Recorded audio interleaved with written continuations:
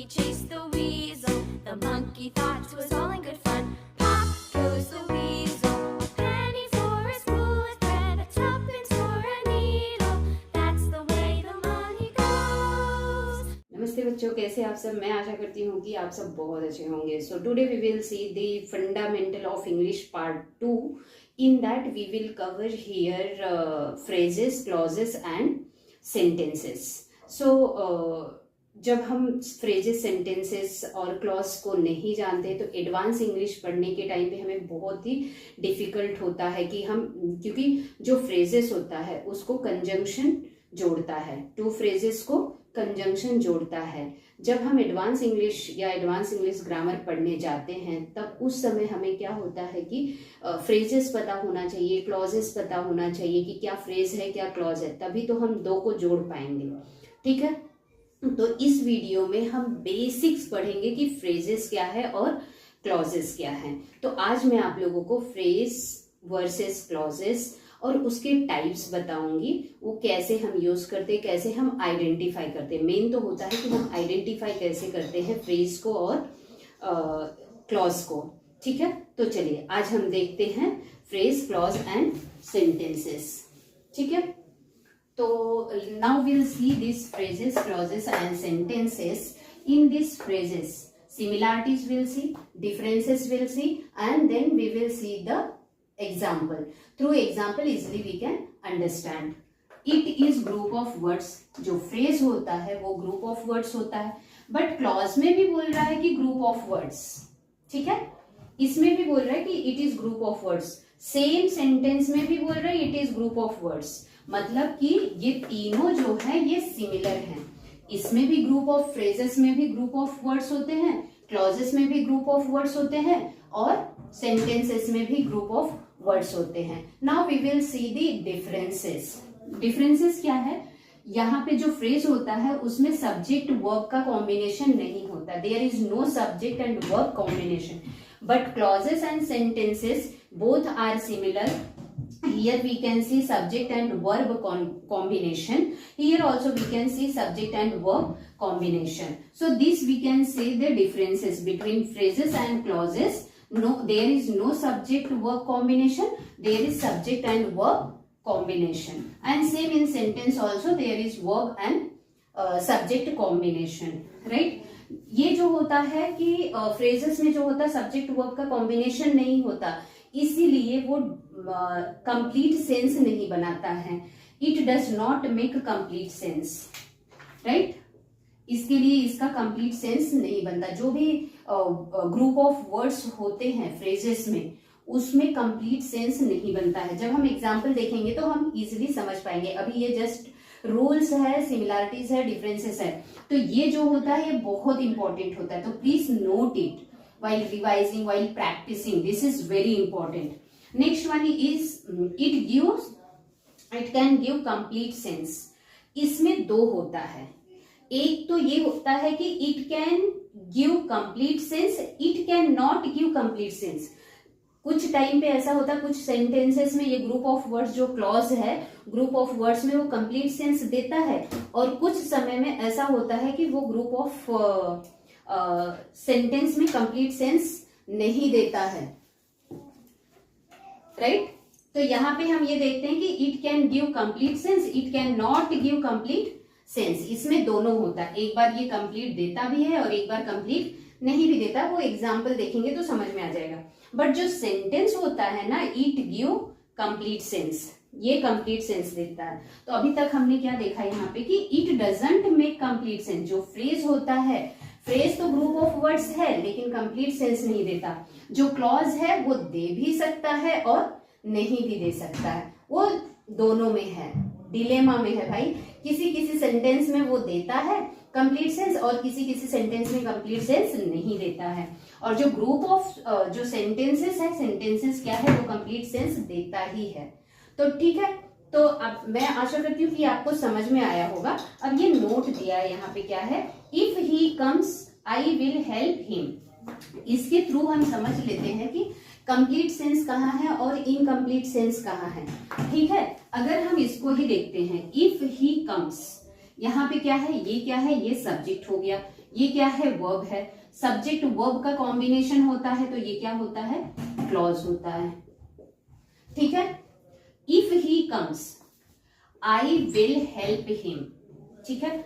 अगर मैं इसको एक कर देती हूँ, ये एक सेंटेंस है और इसको सेपरेट कर देती हूँ, आई विल हेल्प हिम, ये तो कंप्लीट सेंस दे रहा है।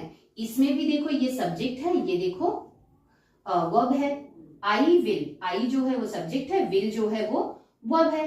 हेल्प हिम, ये तो कंप्लीट सेंस दे रहा है, बट ये कंप्लीट सेंस नहीं दे रहा है। इफ ही कम्स, यदि वो आएगा, इफ ही कम्स, वह आता है, तो क्या, ना आगे कुछ है ना पीछे कुछ है, तो ये क्या बोल रहा है भाई, ये कंप्लीट सेंस नहीं दे रहा है। अभी हमने यहाँ पे पढ़ा क्लॉजेस में कि it can give complete sense and second it can not give, it may give, it may not give, right.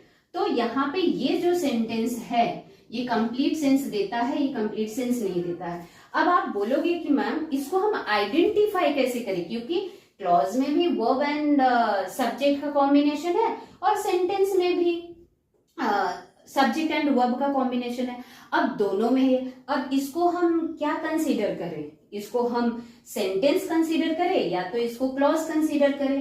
तो इसको आइडेंटिफाई करने के लिए हम पहले देख लेते हैं क्लॉज के टाइप्स क्या हैं। ठीक है। अभी जैसे सेंटेंस वही होता है जो स्टार्ट होता है कैपिटल लेटर से, एंड होता है फुल स्टॉप से, वो होता है सेंटेंस। तो अगर हम इसमें देखें, if he comes I will help him, तो स्टार्ट तो हुआ है ये कैपिटल लेटर से और एंड भी हुआ है फुल स्टॉप से, तो ये पूरा सेंटेंस हो गया। और इसमें देखिए सेंटेंस हो गया, ये समझ में आ गया कि ये स्टार्ट होगा कैपिटल से, एंड होगा फुल स्टॉप से, वो होता है सेंटेंस, राइट। और इसमें हम देखते हैं सब्जेक्ट वर्ब का कॉम्बिनेशन होता है, तो यहाँ भी सब्जेक्ट वर्ब है और यहाँ भी सब्जेक्ट वर्ब है, तो ये सेंटेंस हो गया है। अब क्लॉज को अगर हमें देखना है तो ये जो क्लॉज है ये सेंस नहीं दे रहा है और ये सेंस दे रहा है।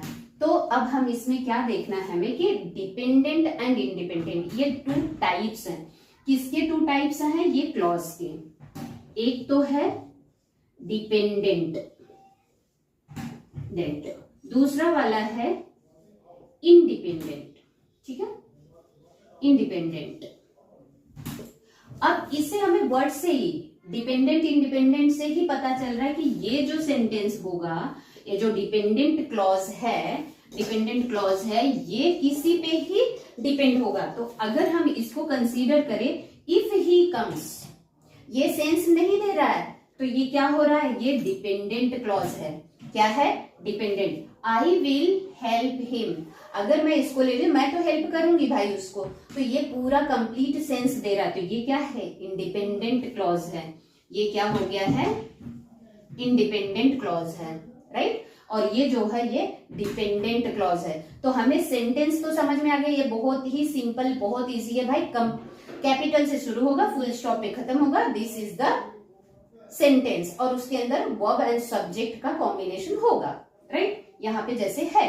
अब हमें ये आइडेंटिफाई करना है कि कौन सा क्लॉज हमें सेंस देगा और कौन सा क्लॉज हमें कंप्लीट सेंस नहीं देगा। तो उसके लिए हमें देखना है डिपेंडेंट एंड इंडिपेंडेंट क्लॉज। जो डिपेंडेंट होता है वो किसी दूसरे सेंटेंस पर डिपेंड होता है, जो इंडिपेंडेंट होता है वो किसी पे डिपेंड नहीं होता है। तो अभी इसी में देख लेंगे, if he comes I will help him. If he comes ये जो है ये डिपेंडेंट है, क्योंकि इसके आगे इफ ही कम्स, अगर वो आता है तो क्या है ना, यहाँ क्वेश्चन मार्क आ रहा है, तो क्या, तो ये जो है ये डिपेंडेंट है। If he comes I will help him. और अगर मैं इसको सेपरेट कर देती हूँ, आई विल हेल्प हिम, तो यहाँ सब्जेक्ट भी है वर्ब भी है, तो ये डैम श्योर हो गया कि भाई ये क्लॉज है, क्योंकि सब्जेक्ट एंड वर्ब का कॉम्बिनेशन मिल रहा है। और ये इंडिपेंडेंट भी है, किसी पे डिपेंड नहीं हो रहा। आई विल हेल्प हिम, मैं इसको हेल्प करूंगी, राइट। ये कंप्लीट है, कंप्लीट सेंस दे रहा है। तो इस तरह से हम आइडेंटिफाई कर सकते हैं क्लॉज के टाइप्स को देखकर, ठीक है। डिपेंडेंट एंड इंडिपेंडेंट को देखते हुए, जो डिपेंडेंट दूसरे सेंटेंस पे होता है वो कंप्लीट सेंस नहीं देता है, जो इंडिपेंडेंट होता है वो अपने में ही इंडिपेंडेंट, भाई मैं इंडिपेंडेंट हूँ, मैं किसी पे डिपेंड नहीं होती हूँ, तो वो जो होता है वो sentence proper sense, complete sense देता है। तो इस तरह से हम आइडेंटिफाई कर सकते हैं। ठीक है, तो ऐसे हम देख लेते हैं और भी एग्जाम्पल्स देख लेते हैं जिससे ये एकदम क्लियर हो जाएगा कि सेंटेंस कहाँ होता है, कैसे होता है, क्लॉज कैसे होता है, और फ्रेजेस क्या है और कैसे आइडेंटिफाई करना है। ठीक है, नहीं तो आप लोग यही कंफ्यूज रहोगे, बोलोगे कि मैम क्लॉज एंड सेंटेंस दोनों में ही दोनों का कॉम्बिनेशन होता है, तो कैसे हम ये करें, आइडेंटिफाई करें। यहाँ पे हम कुछ और सेंटेंसेस देखते हैं जिससे ये क्लियर होगा कि कौन सा मीनिंगलेस सेंस दे रहा है और कौन सा मीनिंगलेस सेंस नहीं दे रहा है, तो कौन सा कंप्लीट है, कौन सा इनकम्प्लीट सेंस है। तो पहला ही हम देख लेते हैं, I like the cake with cherries. Right, I क्या हो गया, यहाँ पे ये सब्जेक्ट हो गया, लाइक क्या हो गया, वर्ब हो गया, ये सब्जेक्ट वर्ब का कॉम्बिनेशन हो रहा है, तो ये क्या बन रहा है, ये क्लॉज बन रहा है। तो ये क्या हो गया, क्लॉज हो गया। एक चीज याद रखना, सेंटेंस में क्या होता है, कैपिटल से स्टार्ट होता है और फुल स्टॉप पे एंड हो जाता है। तो ये हमें एकदम क्लियर है कि जो क्लॉज होता है, जो वर्ब, जो क्लॉज होता है और जो फ्रेज होता है, वो मिलके क्या बनते हैं, सेंटेंसेस बनते हैं। राइट, तो यहाँ पे ये क्या है, ये क्लॉज है, क्योंकि यहाँ सब्जेक्ट और वर्ब का कॉम्बिनेशन हो रहा है। अगर मैं इसको देखूं, द केक विथ चेरीज, ये कोई सेंस दे रहा है क्या, मैं इसको निकाल देती हूँ, आई लाइक को मैं हटा देती हूँ, द केक विथ चेरीज, इसमें कोई सेंस नहीं बन रहा है, तो ये क्या है, फ्रेजेस है। क्या है, फ्रेजेस।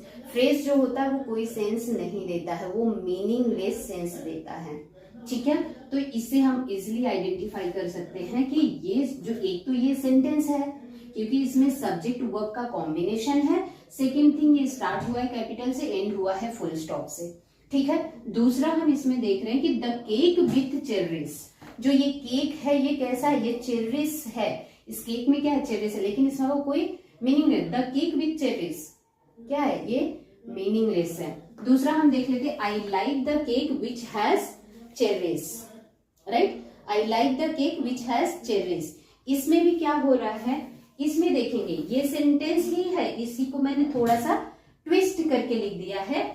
आई लाइक, ये क्या हो गया, सब्जेक्ट वर्ब का कॉम्बिनेशन हो गया, तो ये पता चल गया भाई ये क्लॉज है।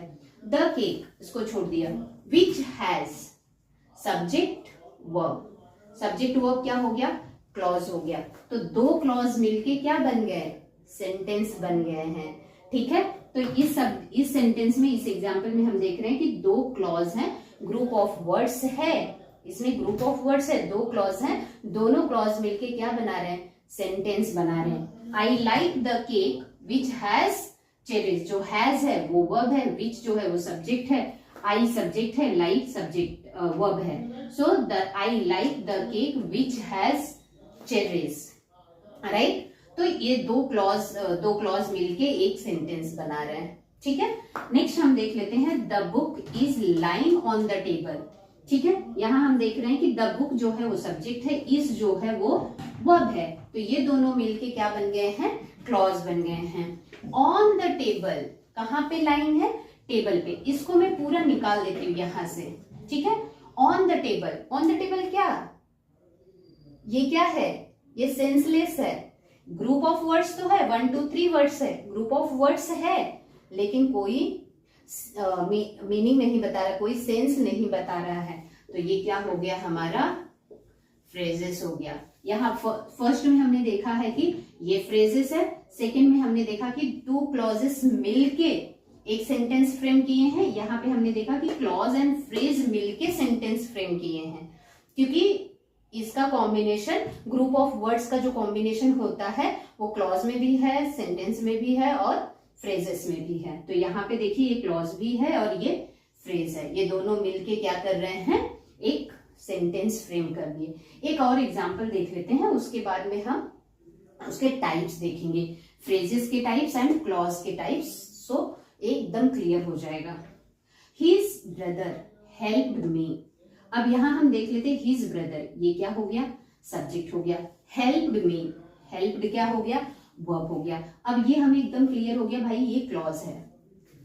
आई कुड, आई क्या हो गया, सब्जेक्ट हो गया, क्या वर्ब, और कुड क्या हो गया, ये हो गया वर्ब। तो यहां भी एक हमने क्लॉज देख लिया। तो एक क्लॉज यहां पे, एक क्लॉज यहां पे, तो एक सेंटेंस में दो क्लॉजेस। कुड नॉट स्कोर हमने, अच्छा, his brother helped me but could not score क्या, good marks in the exam. अगर मैं सारी चीजों को हटा दूं, बस यहां से लेके यहां तक मैं ये देखती हूँ, good marks in the exam, good marks in the exam, ये एक फ्रेज है। ये क्या है, फ्रेज है। क्यों फ्रेज है, क्योंकि ये कोई मीनिंग नहीं दे रहा है। तो यहाँ पे ये एक सेंटेंस फ्रेम हुआ है, क्योंकि group of words, group of words, group of words clause में भी होता है और फ्रेजेस में भी होता है और सेंटेंस में भी होता है। ठीक है, तो यहाँ ये क्लॉज है, ये दूसरा क्लॉज है, ये दोनों क्लॉज मिलके क्या बना दिए हैं, एक सेंटेंस बना दिए हैं, और इंक्लूडिंग फ्रेज। तो हमने यहाँ पे ये देखा है कि पहले सेंटेंस में देखा कि फ्रेज एंड क्लॉज मिलके उन्होंने एक सेंटेंस बनाया। दूसरे में हमने देखा कि दो क्लॉज मिलके एक सेंटेंस बना दिया है।